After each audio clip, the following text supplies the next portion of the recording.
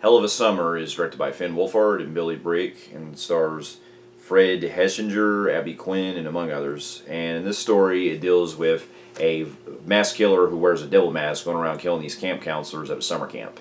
And it's kind of basically like a throwback of films that are set as slasher films that are set at a summer camp, like Sleepaway Camp, Friday the 13th, and among others. And it essentially has to deal with the camp counselors having to survive the night and trying to fend off from the killer. Now here's a little backstory. Now this movie was directed by Finn Wolfhard and Billy Brigg, which is basically now their first feature-length film together.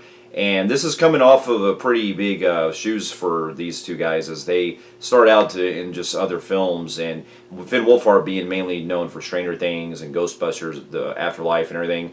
And to have a dream to being able to go into directing stuff, it can definitely be quite a good. It can be like a dream come true to have. And going to the trailers for this, it was definitely something I could see the passion that these guys were going to have for this, especially trying to be into going like that kind of style 80s throwback of Friday the 13th and other types of slasher films that were made for the era and everything, but just more modernized. And I could definitely see I was definitely hyped for it, especially from the trailers and everything. And so this was one that I was looking forward to see if it would be one of those type of movies that would kind of surprise me in some ways, especially, where every once in a while we get those type of slasher films that come out that at least do a good part with trying to keep things relevant and can seem like they're at least trying either something new or fresh, like last year when we had In a Violent Nature, which wasn't a great film, but I still give it a lot of respect because at least tried something different.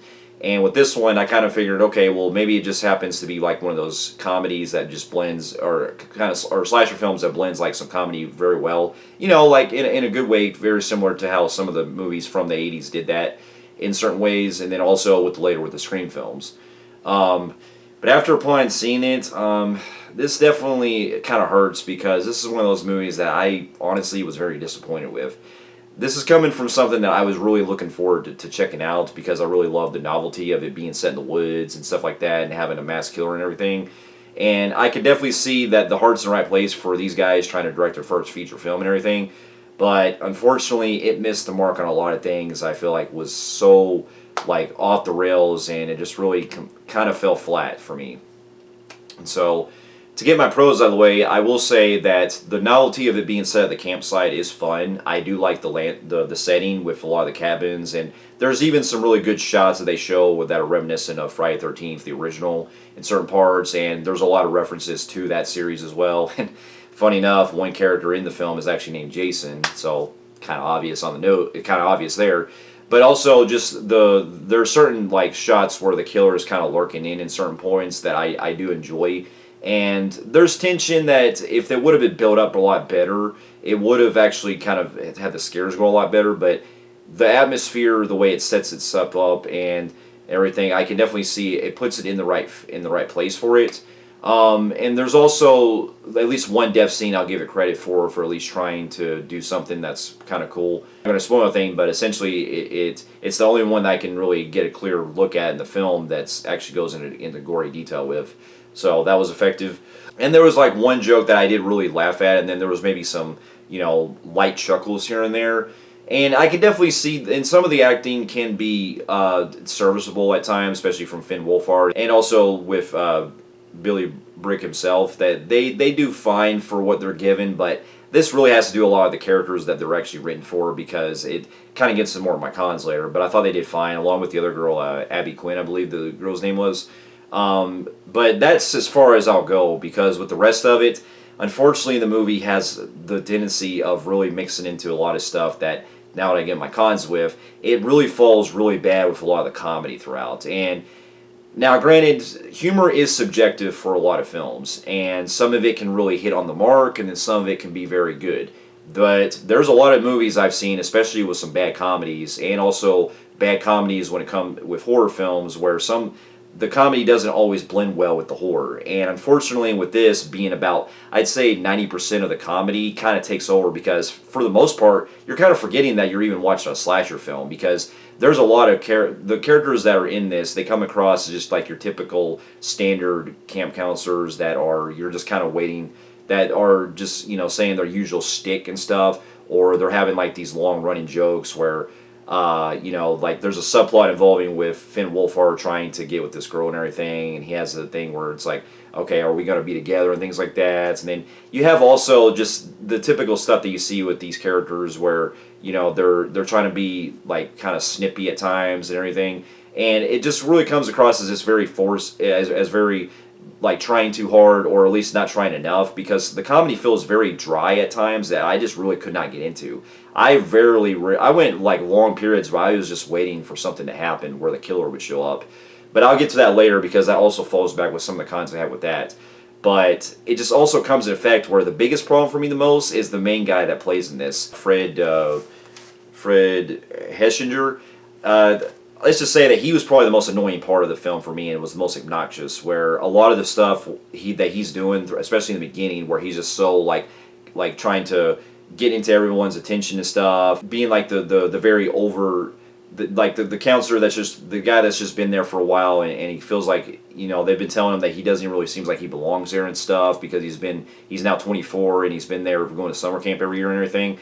I get what the main purpose of his arc is in the film, but I still couldn't get into his character because he came across as this very like overbearing with his jokes, and a lot of his acting too really felt really bad, to where even in the parts where he's supposed to be serious, it came across as just very like wooden, to where, you know, it didn't even really seem like he was just in very good emotional levels. It didn't even look like he showed much of emotion on certain parts. Where when he does, it just feels like it's very like, you know, you're not really giving it. It wasn't really like he was giving it his all on it. You know, and there's just a lot of parts, especially in the beginning, where he's trying to get to know some of the other characters throughout. It just comes across just very like, you know, a poor attempt of comedy, the way he blends in some of his lines, and he really got on my nerves, and that's saying a lot for the other characters too, because as it went along, all these characters I felt like, for the most part, well, apart from maybe a few of them, they really did annoy me, and just none of the humor really landed for me to the slightest. And then on top of that, when we get into some other stuff that actually involves the slasher route, even that falls short, because other than this one cool kill that I'll give it credit for, most of these kills are off screen to where you don't really see much happening. And that's the really biggest drawback. Is I get they probably were under either budget restraints, or they were trying to focus more on the actual, like, well, I wouldn't say coming of age, but more of the whole comedy aspect and mixing with slasher.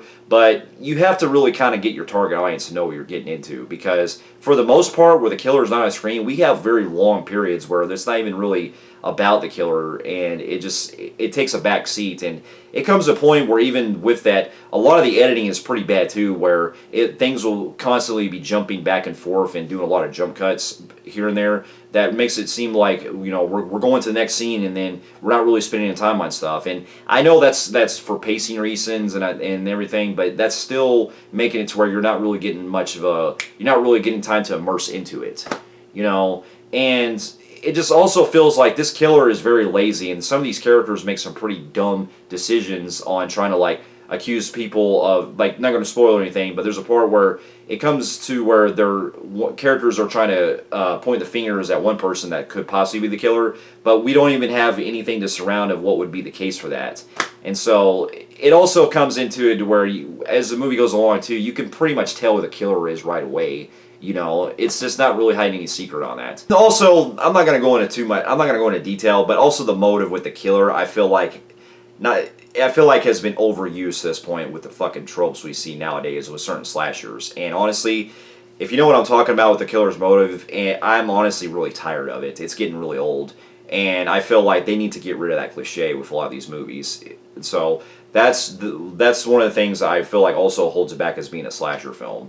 And so there's more I'm going into detail, but unfortunately this movie just really had me really nothing to really go with a lot, because it was also kind of boring throughout, where I was just kind of sitting there like this, like, okay, can we please move on, you know? Okay, you got one cool death that's here, and then you got one funny line, or you got, and all that, and then you got some decent production values and stuff, but so I'll give it credit for at least, you know, the guys at least tried, but hopefully they have a better future in this, because this was something that I feel like it really missed the mark in a lot of ways. And so with that, I know I might be being generous in this, but I'm just going to give this just a very low disaster grade on the film for each meter. And so for those of you who have also seen Hell of a Summer, let me know in the comments of what you thought about it. And thank you so much for watching, and I'll see you in my next review. I'll see you later.